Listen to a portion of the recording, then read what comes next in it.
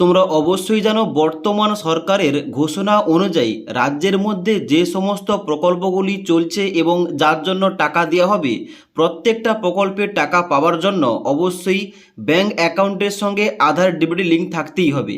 এই লিঙ্কটা না থাকলে কোনো প্রকল্প, যেমন অন্নপূর্ণা ভাণ্ডারের প্রকল্পের টাকা, যুবশক্তি ভরসা কার্ডের টাকা এবং পরবর্তীতে যে সমস্ত প্রকল্পগুলো চালু হবে, কোনো প্রকল্পের টাকা পাওয়া যাবে না।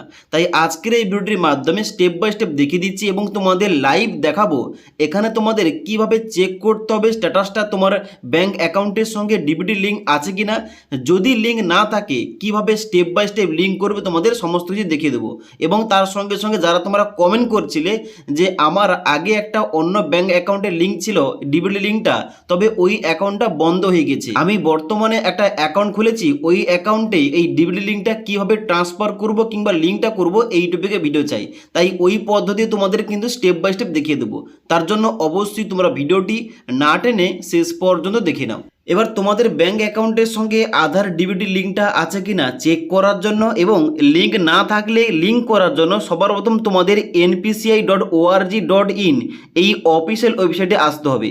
এই অফিসিয়াল ওয়েবসাইটে আসার পর তোমরা কাস্টমার অপশানে ক্লিক করবে। ক্লিক করার পর নিচের দিকে আসার পর এখানে ভারত আধার সিডিং এনেবেলার, মানে এখানটায় যে অপশান দেওয়া রয়েছে বেস, এই অপশানটায় ক্লিক করবে।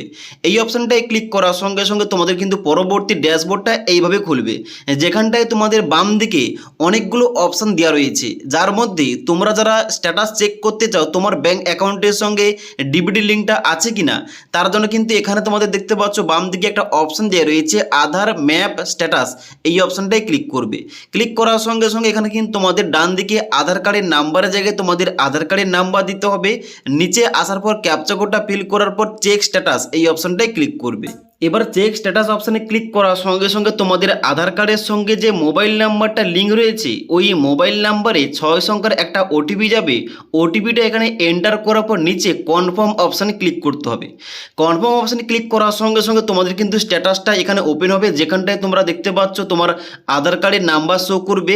ম্যাপিং স্ট্যাটাসের জায়গায় তোমার যদি ডিবিটি লিঙ্কটা থেকে থাকে এখানে দেখাবে এনেবল ফর ডিবিটি এবং নিচে এখানে ব্যাংকের নামটা শো করবে তোমার কোন ব্যাংক অ্যাকাউন্টটা লিঙ্ক রয়েছে। এবার যদি তোমাদের এখানে লেখা থাকে ম্যাপিং স্ট্যাটাস, এখানে কিন্তু এনেবল ফর ডিবিটি এবং ব্যাংকের নাম লেখা থাকে, তাহলে বুঝবে তোমার ব্যাংক অ্যাকাউন্টটা কিন্তু লিঙ্ক রয়েছে আধার কার্ডের সঙ্গে, যার জন্য কিন্তু আর তোমাদের লিঙ্ক করতে হবে না।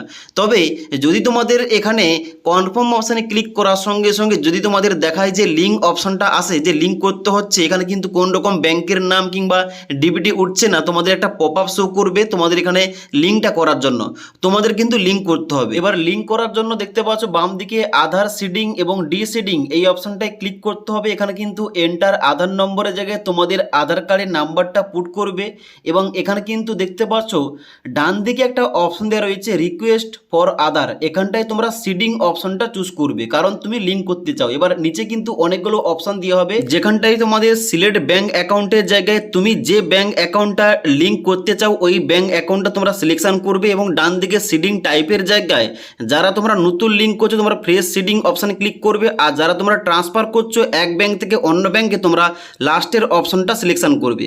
লাস্টের অপশনটা সিলেকশন করার পর এখানে কিন্তু তোমাদের অ্যাকাউন্ট নাম্বার দিতে হবে। তুমি যে ব্যাংক অ্যাকাউন্টটা সিলেক্ট করেছো ওই ব্যাংকের অ্যাকাউন্ট নাম্বার দুবার এন্ট্রি করতে হবে, অ্যাকাউন্ট নাম্বার এবং কনফার্ম ব্যাংক অ্যাকাউন্টের নাম্বারের জায়গায় তোমাদের দুইবার এন্টার করার পর নিচে ডিক্লারেশন এখানে তোমরা চেকমার্ক করবে। ডিক্লারেশন চেকমার্ক করার পর তোমরা নিচের দিকে আসবে, ক্যাপচা কোডটা ফিল করে তোমরা সাবমিট অপশানে ক্লিক করবে।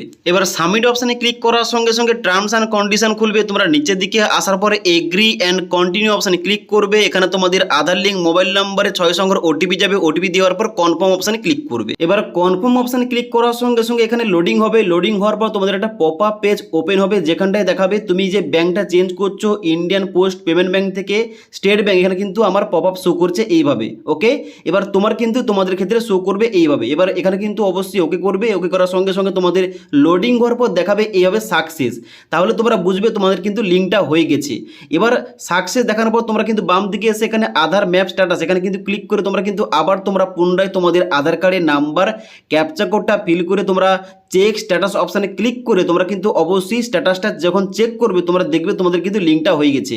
তো এখনও বর্তমানে কিন্তু খুব দ্রুত লিঙ্কটা হয়ে যাচ্ছে এবং তোমাদের লাইভ দেখালাম যে তোমাদের কিভাবে লিঙ্কটা করতে হবে।